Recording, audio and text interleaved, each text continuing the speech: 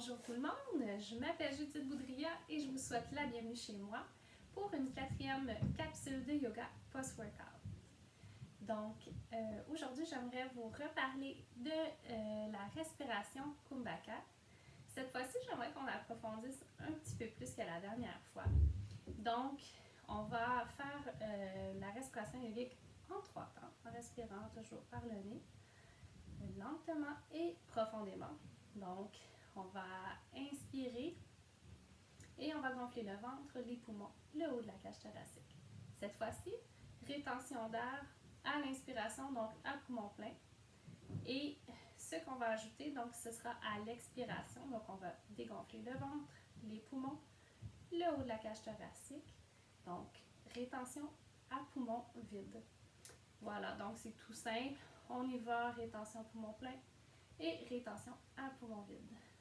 Et vous allez voir, c'est un peu une façon de développer les mêmes qualités que les nageurs.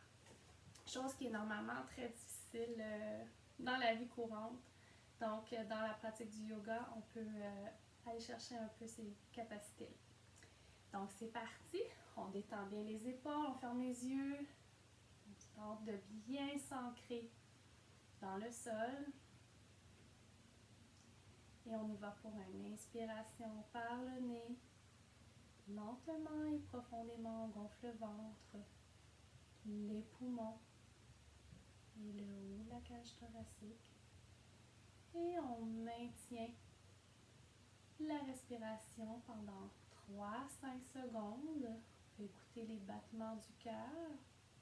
Puis à l'expiration, on dégonfle le ventre, les poumons, le haut de la cage thoracique. Et on retient l'air, encore une fois, pour 3-5 secondes. Et on poursuit la respiration yogique en 3 temps. Technique excellente pour détendre tout le corps en y ajoutant la technique Kumbhaka. Donc on poursuit. Je vous laisse aller dans le silence pour quelques secondes encore.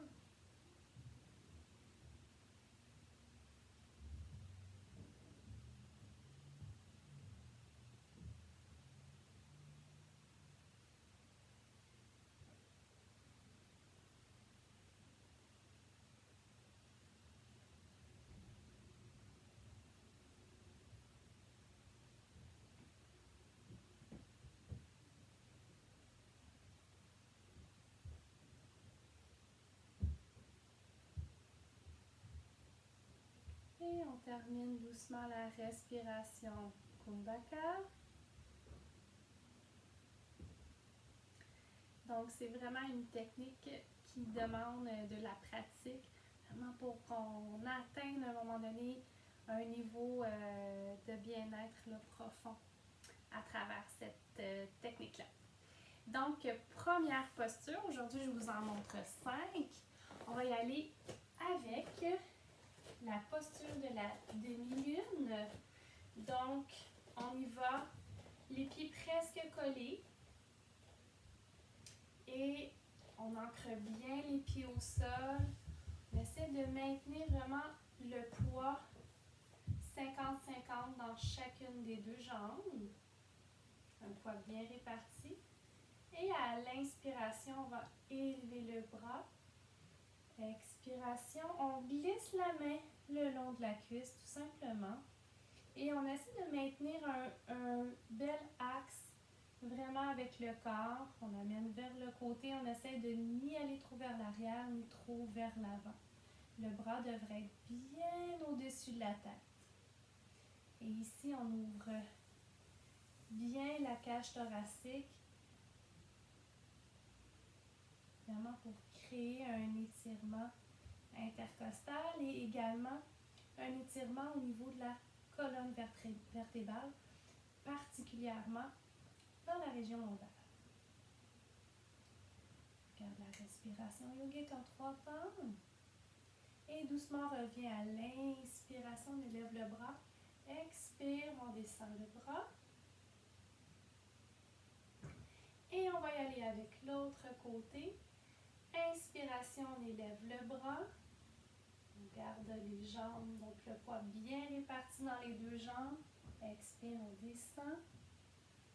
On fait simplement glisser la main le long de la cuisse et le bras qui est au-dessus, bien au-dessus de la tête. Donc un bel axe. On ouvre la cage thoracique et dans la respiration yogique, donc à chaque inspiration, on sent bien les côtes qui s'ouvrent et qui s'étirent.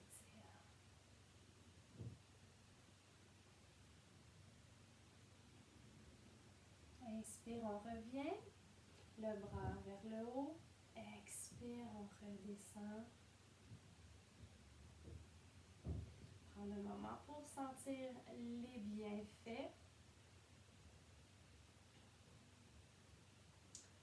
Très bien. Donc maintenant, je vais vous proposer un triangle. Donc, je vous avais déjà montré un triangle auparavant. Donc, ce sera une autre version. Donc, on étire les jambes. Donc, on écarte les jambes à peu près d'1 mètre. Il y a un pied qui va aller en 90 degrés, un peu comme dans la posture du guerrier. Et l'autre pied peut tourner un petit peu, environ 60 degrés. Donc, on inspire, on élève les bras. Expire, toujours en gardant un bel axe. On va aller toucher le sol, donc à l'intérieur de la cheville, créer une belle ligne. Si on est assez souple, on peut toucher le sol avec la main. Et comme dans le triangle précédent, on va ouvrir la poitrine et aller regarder le ciel. On prend bien soin que les jambes soient en pleine extension. Et on respire profondément.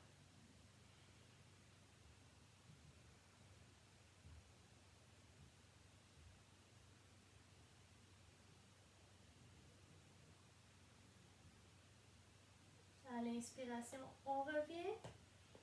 Bras de chaque côté. Expire, on abaisse les bras.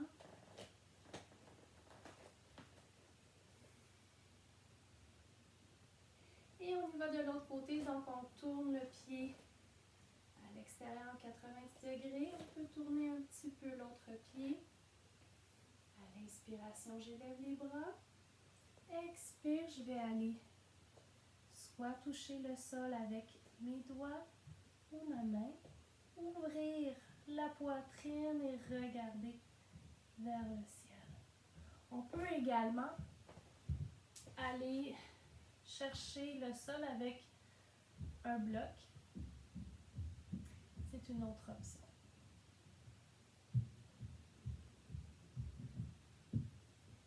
Une belle respiration, vraiment pour aller ouvrir les côtes de part et d'autre selon le côté qu'on fait. Très bien, on revient, inspire, prend de chaque côté, expire, on abaisse les bras de chaque côté. Voilà. Prochaine posture, vous pouvez également utiliser les cubes au besoin. Cette fois-ci, on va bien écarter les jambes. Et cette posture s'appelle la posture des pieds écartés, donc vous comprendrez pourquoi. Je vais par contre me placer un peu comme ça pour que vous puissiez bien voir. Donc, on va étirer un petit peu le corps vers l'arrière, main aux hanches.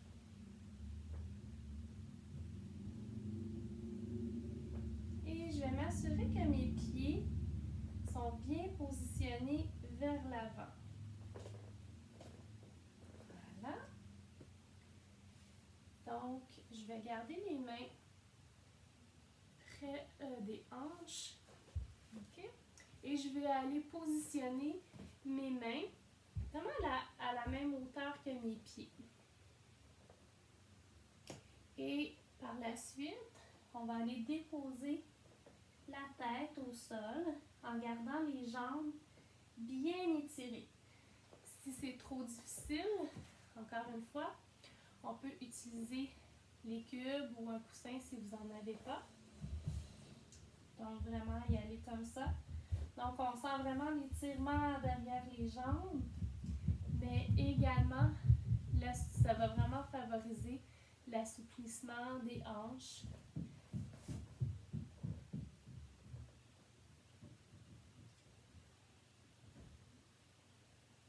Donc on sent aussi l'apport sanguin dans le visage, un peu comme dans la chandelle. Donc c'est très bon pour nourrir le cerveau.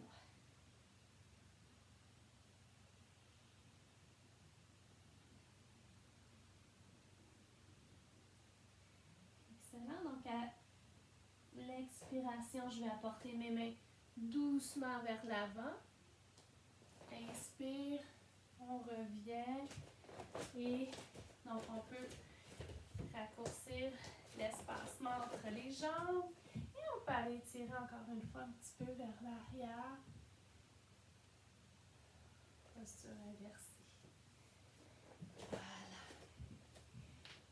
Maintenant, on va aller avec la posture du chameau. Ok, c'est une posture qui est un peu exigeante. Donc, si vous trouvez ça un peu difficile, je vous encourage vraiment à la commencer plutôt que de la maintenir plusieurs secondes. Vous pouvez aller plus dans une formule dynamique où vous allez descendre dans le chameau et revenir. Donc, je vous la démontre et allez-y vraiment selon votre confort. Donc, je vais les jambes un petit peu écartées et je vais aller chercher mes talons. J'essaie de garder mes bras dans un bel axe vertical et je vais étirer la nuque vers l'arrière. Donc, dans une formule un petit peu plus dynamique, je pourrais y aller quelques fois sans nécessairement porter la tête très loin. Vraiment pour aller travailler ma région lombaire et également pour apporter une belle ouverture au niveau de la poitrine. Sinon, on y va et on respire. Et encore une fois, c'est une belle posture d'ouverture des poumons.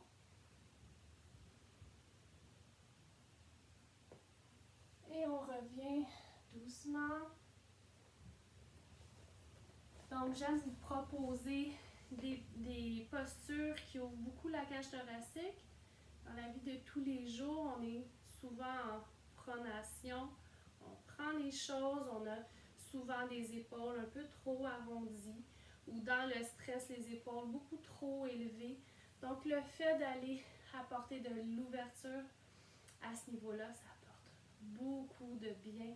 Vraiment aller en inversion avec ce qu'on est habitué de faire normalement. Donc, dernière posture, on va y aller avec la tortue.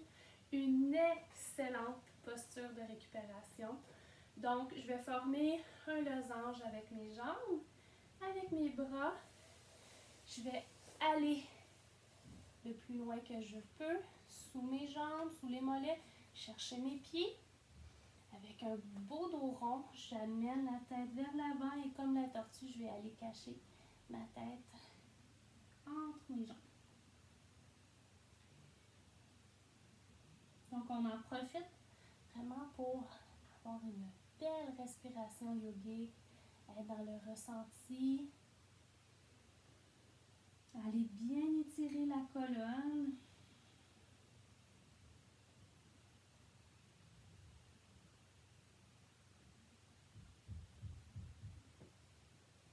Donc, on sent bien la cage thoracique à l'arrière au niveau du dos qui s'étire et qui amène de l'espace entre chacune des vertèbres.